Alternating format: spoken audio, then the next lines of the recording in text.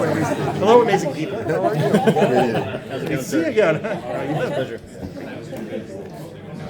How do you feel that your Batman, the animated series, holds up against some of the newer versions of Batman? You mean newer versions of the comics or in the cartoons? I think it's right up there with them. You know, I think that every version of Batman is someone's favorite. So whether it's Beware the Batman or Brave and Bold or Justice League Action, you know, I think it holds up really well alongside all those versions, and hopefully we'll continue to do so. So I asked the last talent this. Yeah. How important do you think the '90s charm is to the show's legacy? The '90s was that in terms of like the humor, the story. Yeah, just the vibe, the feel. I think it's very important to it because it really does. I think it pinpoints it to a certain time without necessarily dating it. One of the things that we wanted to do through the visuals was show this was a story that took place in the 20th century, but it could be the 20th century from, 1940 to 2000.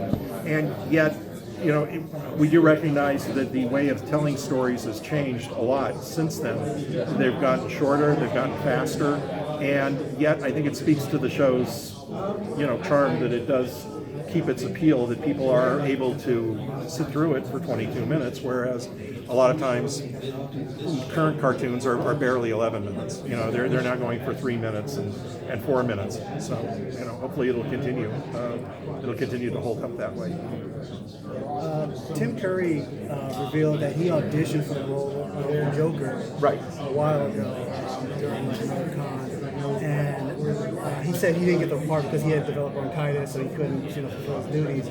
So I was wondering, is there maybe an audio recording of him auditioning for that part or something? Because supposedly it's in like the WB vault. There is, I imagine, somewhere, but I would never want to let that out if he was not, if he felt like, if he had bronchitis and was struggling to do the part. That doesn't really, there's really no point in letting that out. I mean, he's done such great roles. He was Pennywise. He had that great quality and everything. And the Joker was, kind of an odd match for him at that point. So we had to go back and do the process again. And luckily, we had Mark, and he just sort of made it his own. Any favorite scenes or episodes? So many, I can't even begin. I couldn't. I always love that scene in Mask of the Phantasm, where you see Batman in the miniature city and the Chrysler building moves over and it's a Joker wearing on top of his head. And then they have that huge fight like monsters on a cityscape and going at each other. To me, that's the heart and soul of Batman. It's a life or death struggle against a completely absurd background, and yet you buy it because that's the rule of the Batman universe. What's your favorite moment while you were working on the show? Something that you still feel about? Oh, I love the last scene of Heart of Ice, where he's in the refrigerated prison cell and you see the snowflakes, and you kind of wonder, like, where are those snowflakes coming from? And it's like he's crying.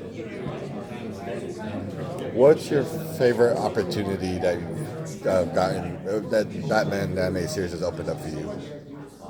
God, I couldn't even begin to say. I'm infinitely grateful.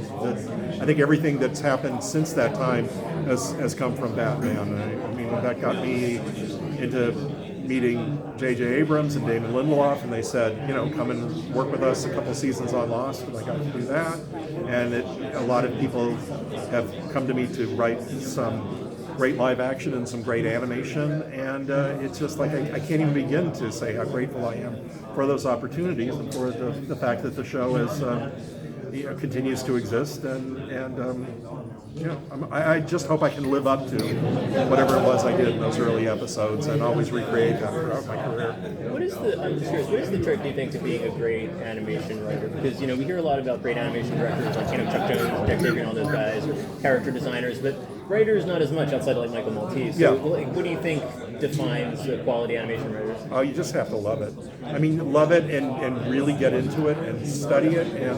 And if you find you are studying it purposely, then I don't think you're doing it right. It just has to be organic.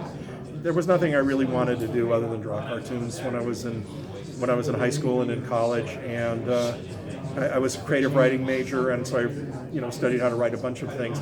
But it was always when I could marry it with a little sketch or something that I felt really complete, and this is what I wanted to do. And I watched every form of animation I could obsessively, from Disney to Fleischer Supermans to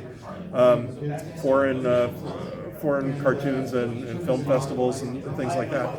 It all just sort of fed in. Like, I guess it's like when you grow up to be a musician, you want to listen to everything, and you go, well, I'm only going to play rockabilly, or I'm only going to play classical, or whatever, but you want to hear everything because it all contributes. And I think that I've met a lot of people who've had good careers in animation, writing animation, but it's a difference than are you passionate about it. I love the creation of animation. I love being close to it. So I think that's what fuels it. And I think visually, whenever I read a story, a short story by somebody, the images kind of come out in my head, and I kind of see it that way. So I can only speak for me, but that's what keeps me going. Yeah.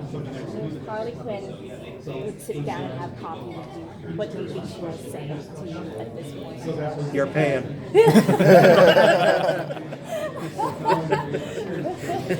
Check. Yeah. And something to go for the hyenas. Yeah. And I've never seen him before in my life, and she'd run out the door. Yeah. So nobody had to take a meal with Harley Quinn. So grab all the snacks and leave. Yeah. And then check your wallet. Yeah, I can guarantee it won't be there.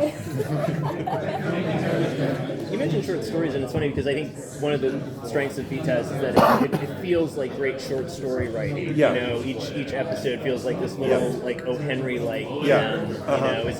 Was that a big thing for you when you were writing? Like, did you find yourself calm in your love of that? Or, I will say that as much as people are influenced by certain comic book stories, there's a short story by Flannery O'Connor called "The Good Man Is Hard to Find," and that defines the Joker for me. I don't know if you know that story or not, but when I read that story when I was a kid, I was like 13, and I read that story, and it absolutely terrified me. And because of the nature of evil in there, it's almost like commonplace evil. But when I read that, I couldn't see the villain in that story as anything other than the Joker. And every time I write the Joker, there's an element of this character called the Misfit in my head, just because he is such a great, terrifying, real-world villain. Thank you so much. Thank you. I give you Lauren less.